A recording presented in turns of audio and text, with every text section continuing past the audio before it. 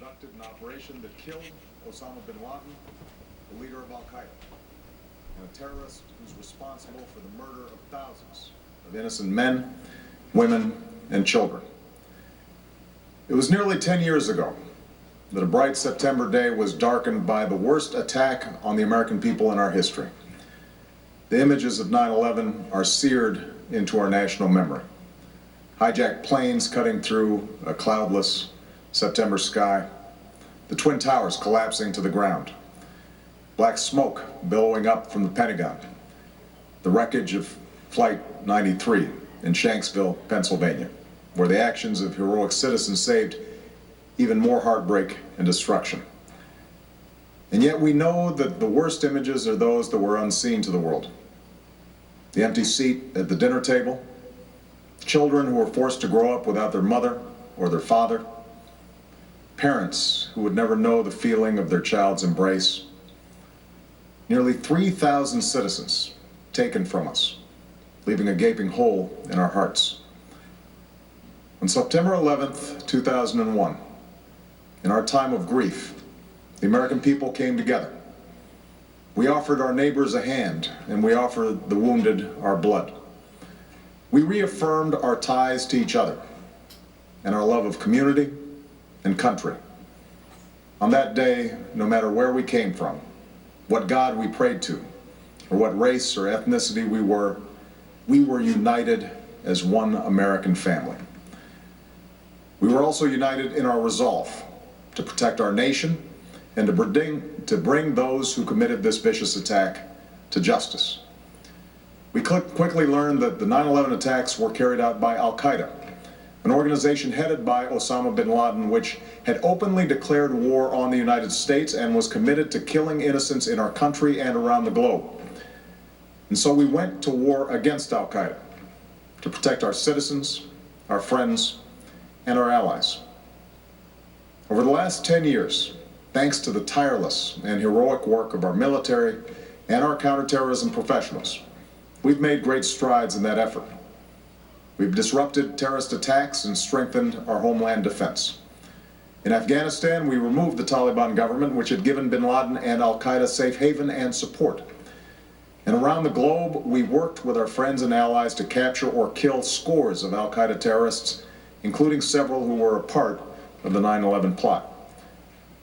Yet, Osama bin Laden avoided capture and escaped across the Afghan border into Pakistan.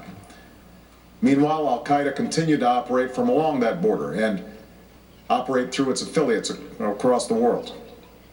And so shortly after taking office, I directed Leon Panetta, the director of the CIA, to make the killing or capture of bin Laden the top priority of our war against Al-Qaeda, even as we continued our broader efforts to disrupt, dismantle, and defeat his network.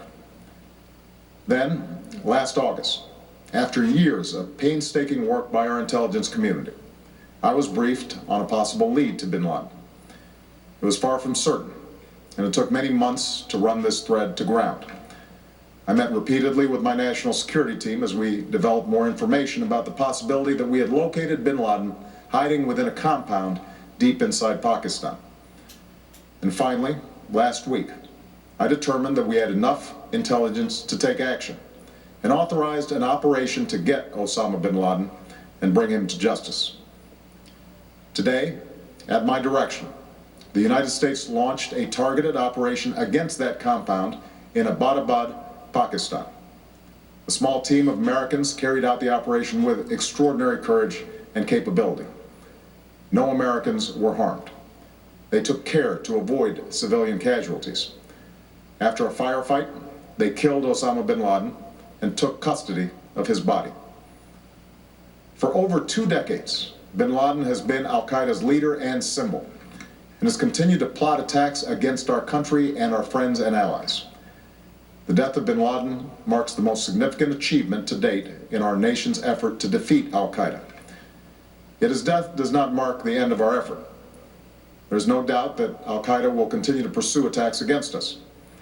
We must, and we will, remain vigilant at home and abroad. As we do, we must also reaffirm that the United States is not and never will be at war with Islam. I've made clear, just as President Bush did shortly after 9/11, that our war is not against Islam. Bin Laden was not a Muslim leader. He was a mass murderer of Muslims. Indeed, Al-Qaeda has slaughtered scores of Muslims in many countries, including our own. So his demise should be welcomed by all who believe in peace and human dignity. Over the years, I've repeatedly made clear that we would take action within Pakistan if we knew where bin Laden was. That is what we've done. But it's important to note that our counterterrorism cooperation with Pakistan helped lead us to bin Laden and the compound where he was hiding. Indeed, bin Laden had declared war against Pakistan as well and ordered attacks against the Pakistani people. Tonight, I called President Zardari, and my team has also spoken with their Pakistani counterparts. They agree that this is a good and historic day for both of our nations. And going forward, it is essential that Pakistan continue to join us in the fight against Al-Qaeda and its affiliates. The American people did not choose this fight. It came to our shores and started with the senseless slaughter of our citizens. After nearly 10 years of service, struggle, and sacrifice, we know well the costs of war. These efforts weigh on me every time I, as Commander-in-Chief, have to sign a letter to a family that has lost a loved one, or look into the eyes of a service member who's been gravely wounded. So Americans understand the costs of war. Yet, as a country, we will never tolerate our security being threatened, nor stand idly by when our people have been killed. We will be relentless in defense of our citizens and our friends and allies. We will be true to the values that make us who we are. And on nights like this one, we can say to those families who have lost loved ones to Al-Qaeda's terror, justice has been done. Tonight, we give thanks to the countless intelligence and counterterrorism professionals who've worked tirelessly to achieve this outcome.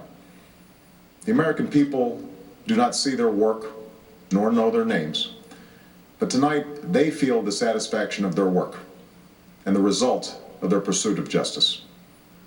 We give thanks for the men who carried out this operation, for they exemplify the professionalism, patriotism, and unparalleled courage of those who serve our country.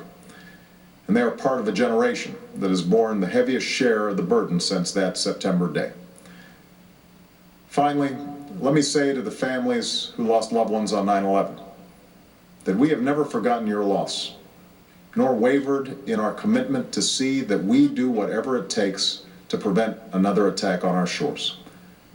And tonight, let us think back to the sense of unity that prevailed on 9/11. I know that it has at times frayed, yet today's achievement is a testament to the greatness of our country and the determination of the American people. The cause of securing our country is not complete, but tonight we are once again reminded that America can do whatever we set our mind to. That is the story of our history. Whether it's the pursuit of prosperity for our people or the struggle for equality for all our citizens, our commitment to stand up for our values abroad, and our sacrifices to make the world a safer place. Let us remember that we can do these things not just because of wealth or power, but because of who we are. One nation, under God, indivisible, with liberty and justice for all. Thank you. May God bless you. And may God bless the United States of America. President Obama at the White House with the historic announcement that Osama bin Laden has been killed by U.S. forces in Pakistan.